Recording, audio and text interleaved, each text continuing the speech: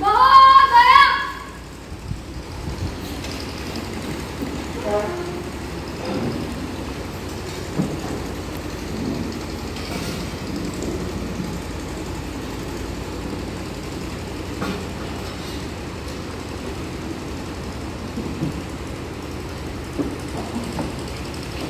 मैं युवा संसद के सत्र में आज आप सभी का हार्दिक स्वागत करती हूँ। आशा है यह सत्र बहुत फलदायी होगा। आज का पहला कार्य है शपथ ग्रहण। सदस्य शपथ ले आप प्रतिज्ञा करें। Secretary general please. Shrimati Suhana ji जो लखनऊ के संसदीय क्षेत्र से निर्वाचित हुई है, शपथ या प्रतिज्ञा ग्रहण करेंगी। आप शपथ ग्रहण करेंगी या प्रतिज्ञा? शपथ। आप किस भाषा में शपथ ग्रहण करेंगी?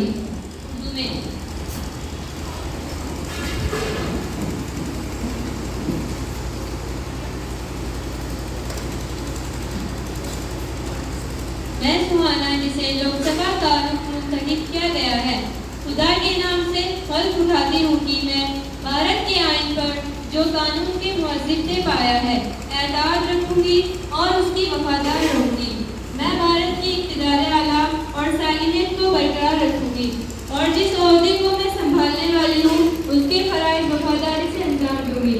जय हिंद, जय भारत।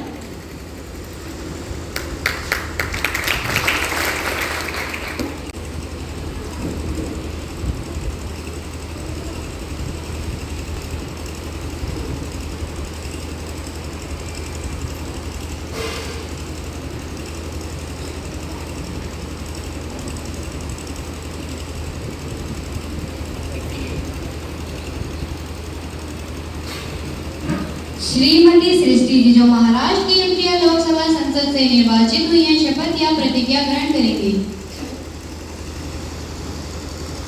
आप शपथ ग्रहण करेंगी या प्रतिज्ञा?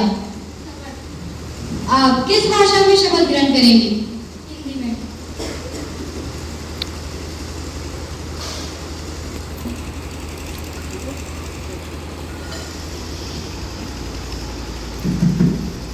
मैं सृष्टि जो लोकसभा की सदस्य निर्वाचित हुई हूँ, इस पर की शपथ लेती हूँ कि मैं विधि द्वारा स्थापित भारत के संविधान के प्रति सच्ची श्रद्धा एवं निष्ठा रखूंगी। मैं भारत की प्रभुता एवं अखंडता को बनाए रखूंगी। मैं जिस पद को ग्रहण करने वाली हूँ उसके कर्तव्यों का श्रद्धा पूर्वक निर्वहन करूंगी। जय हिंद, जय भारत।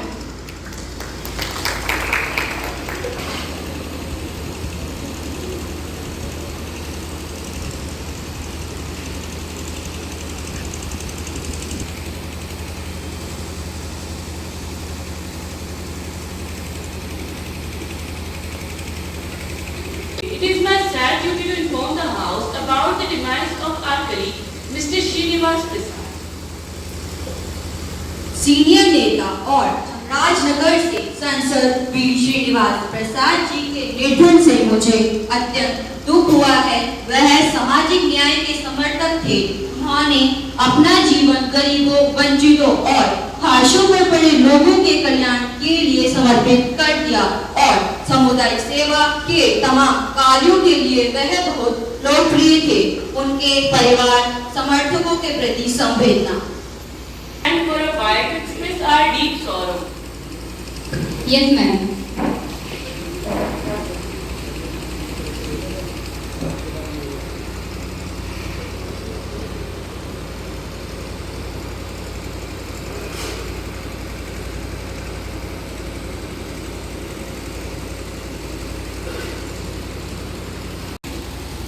प्रधानमंत्री नए मंत्रियों का परिचय कराएं।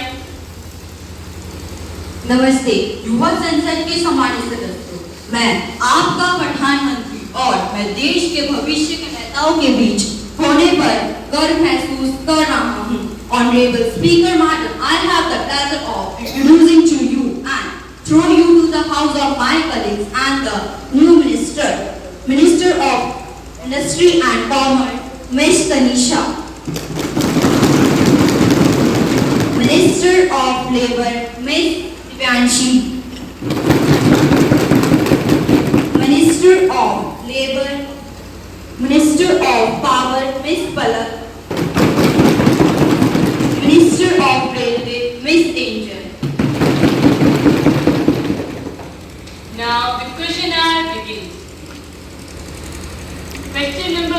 Paper please. माननीय अध्यक्ष महोदय, अक्सर देखा जाता है कि जब भी अंतर्राष्ट्रीय स्तर पर युद्ध जैसे हालात होते हैं, वहाँ रह रहे भारतीयों को काफी दिक्कतों का सामना करना पड़ता है। हाल में रूस और यूक्रेन के बीच युद्ध के दौरान भारतीय छात्र जो वहाँ मेडिकल की पढ़ाई करने के लिए गए थे, उन्हें काफी दिक्कतों का सामना करना पड़ा। मैं माननीय अध्यक्ष जी से यहाँ जानना चाहता हूँ कि क्या केंद्र सरकार इस नाजुक परिस्थिति में फंसे भारतीय नागरिकों को निकालने के लिए कोई ठोस नीति बनाई है? यदि ऐसा है तो कृपया सदन को भी अवगत कराएं। Honorable Minister of External Affairs, please. धन्यवाद महोदय।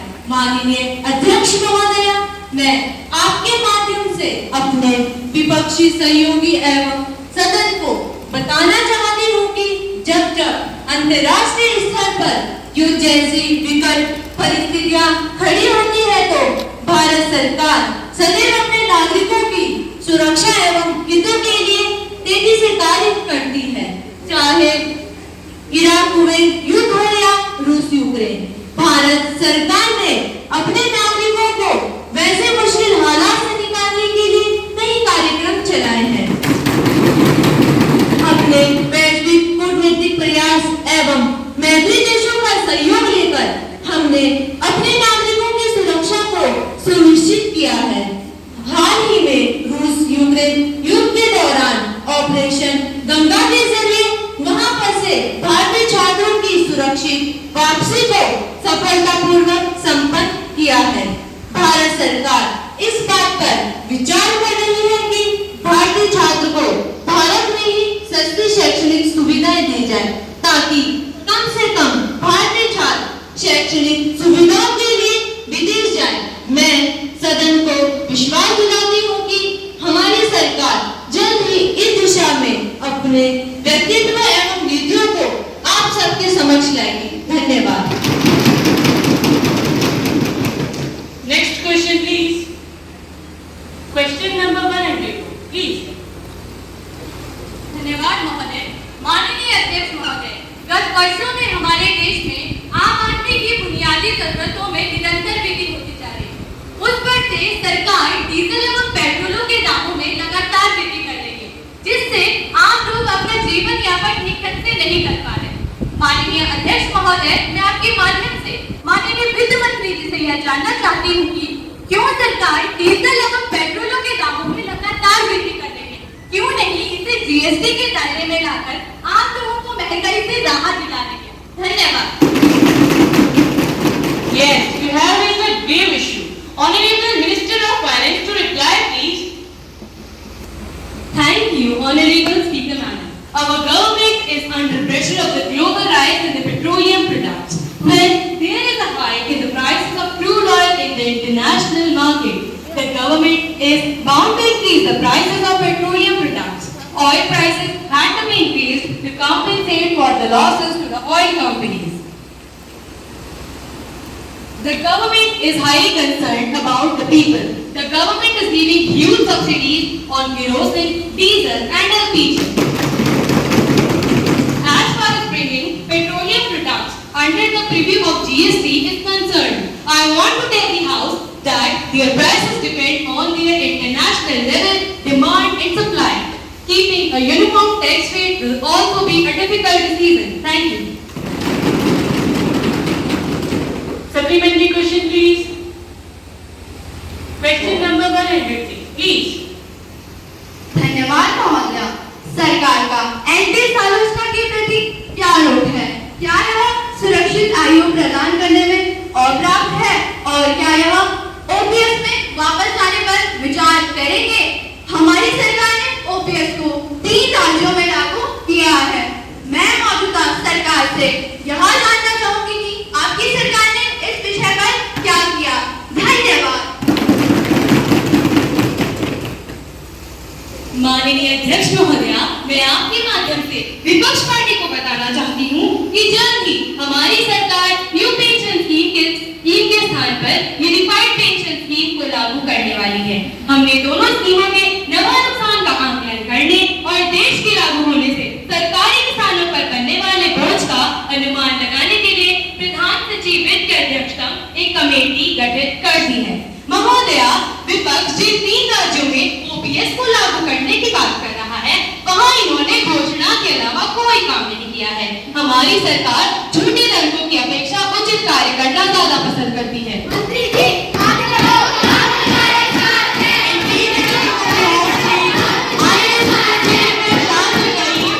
कृपया शांत हो जाइए, आप अपने स्थान पर बैठिए।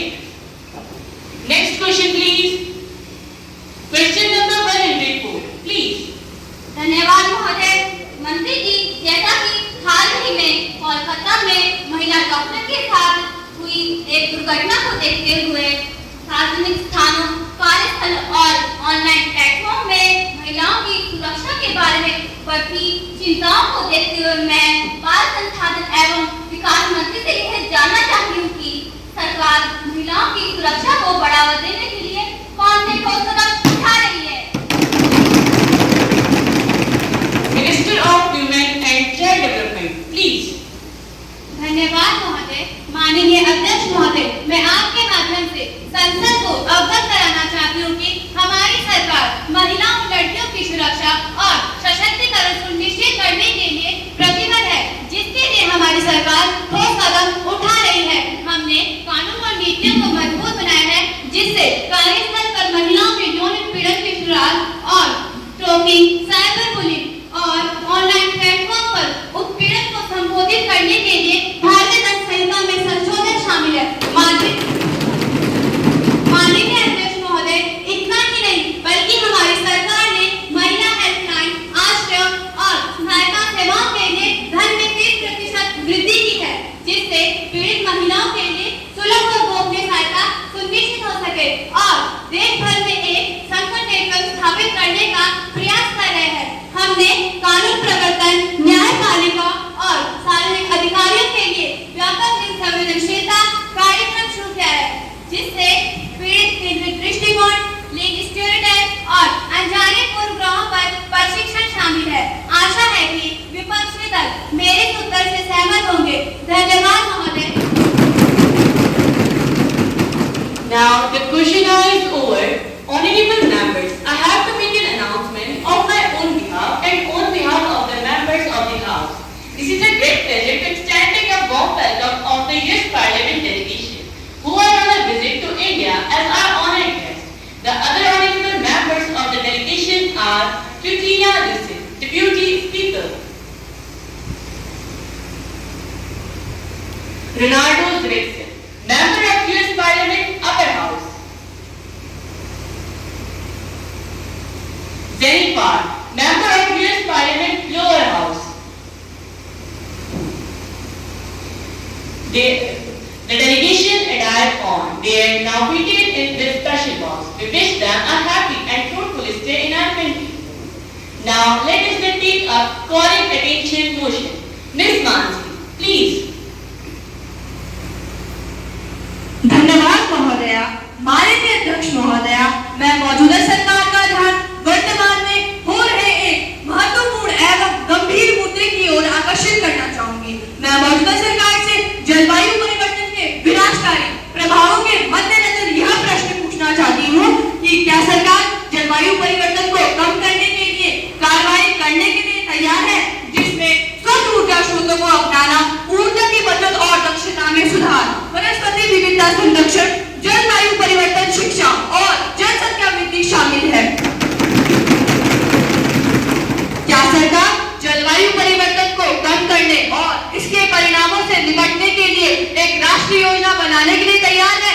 इस प्रकार मैं मौजूदा सरकार से जलवायु परिवर्तन के मुद्दे पर हो रही कार्रवाइयों एवं गतिविधियों के बारे में जानकारी प्राप्त कर सकती हूँ और साथ ही साथ इस मुद्दे पर चर्चा को आगे बढ़ा सकती हूँ। धन्यवाद। Honorable Minister of Environment, please. धन्यवाद महोदय। माननीय अध्यक्ष महोदय, मैं आपके माध्यम से अपनी विपक्षी सहयोगी एवं सदन को बताना चाहती हूँ कि सरकार सौर और पवन ऊर्जा जैसे स्वच्छ ऊर्जा स्रोतों को बढ़ावा दे रही है। सरकार ऊर्जा की बचत और दक्षता में सुधार के लिए कई योजनाएं चला रही है, जैसे कि LED बल्बों को बढ़ावा देना और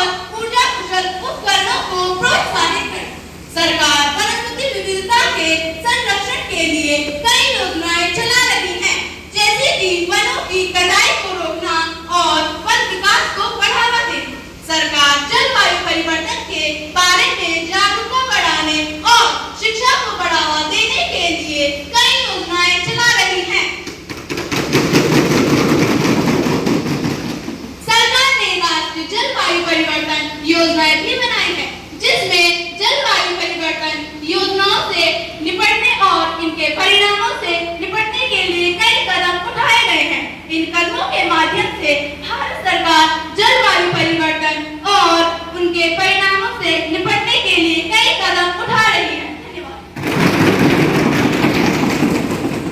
अब सदन में सांप्रदायिक हिंसा नियंत्रण विधि सन 2024 पर विचार किया जाएगा। Honourable home minister to introduce the bill please. धन्यवाद महोदया। देखकर अपना हाल मजहबी लड़ाई में जमीन में आसमान को सर पे उठा रहा है। जैसा कि सब जानते हैं, भारत एक धर्मनिरपेक्ष राष्ट्र है, परंतु समाज में कुछ लोग अपनी निजी स्वार्थ के लिए सांप्रदायिक हिंसा का सहारा देते हैं, जिससे कि हमारी धर्मनिरपेक्षता पर प्रश्न खड़ा होता है। अतः देश को गौरव बनाए रखने के लिए मैं सांप्रदायिक हिंसा नियंत्रण 2024-25 सदन में विचार के लिए रखी हूँ।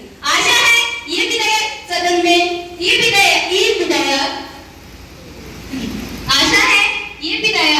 सांप्रदायिक हिंसा को रोकने में कामयाब होगा। मैं सदन को ये विश्वास दिलाती हूँ कि ये विधेयक पूर्व में बनाए गए अन्य कानूनों से बेहतर होगा। इस अधिनियम की प्रमुख बातें इस प्रकार है। इसके अंतर्गत पहचान आधारित या सामुदायिक को विशेष करके की गई हिंसा, व्यवस्थित जनहिंसा को विशेष अपराध में रखा जाएगा। इस विधेयक के अंतर्गत केंद्र राज्य स्तर पर एक व्यवस्थित पदाधिकार की व्यवस्था की गई है, ताकि सांप्रदायिक हिंसा से लेकर हुए किसी भी प्रकार के अवैध गतिविधियों के खिलाफ समुचित कार्यवाही सुनिश्चित हो पाए और हिंसा के शिकार व्यक्तियों को न्याय मिल सके। इस विधेयक के अंतर्गत सांप्रदायिक हिंसा का रोकथाम का जिम्मा केंद्र और राज्य सरकार दोनों का होगा। धन्यवाद। हम इस विधेयक का विरोध करते हैं।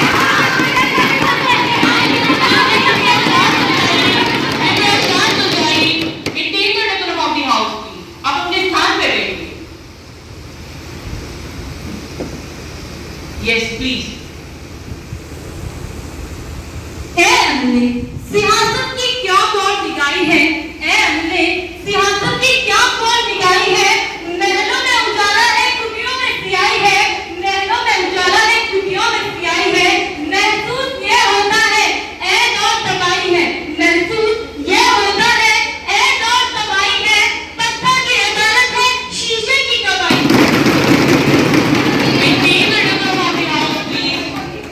माननीय सदस्य कृपया। मुझे बोलने का मौका देने के लिए धन्यवाद। महोदया, मैं इस विधेयक का तहे दिल से समर्थन करती हूँ, क्योंकि वर्तमान में भारत में सांप्रदायिक हिंसा एक ज्वलंत समस्या है, जिसके कारण भारत में ऐसी घटनाएं लगातार होती रहती हैं। यह विधेयक सांप्रदायिक हिंसा को रोकने में प्रभावशाली होगा तथा सांप्रदायिक हिंसा से प्रभावित लोगों को न्याय दिलाने में सहायक होगा। मैं सरकार और माननीय मंत्री जी की आभारी हूँ कि उन्होंने स्थिति की गंभीरता को देखते हुए मुझे सदन में पेश किया है। मैं निम्न पंक्तियों के साथ इसका समर्थन करती हूँ। शासन की जब चलती है आग, शासन की जब चलती है आग, कुछ राग बनते हैं कुछ खाक, कुछ राग बनते हैं कुछ खाक।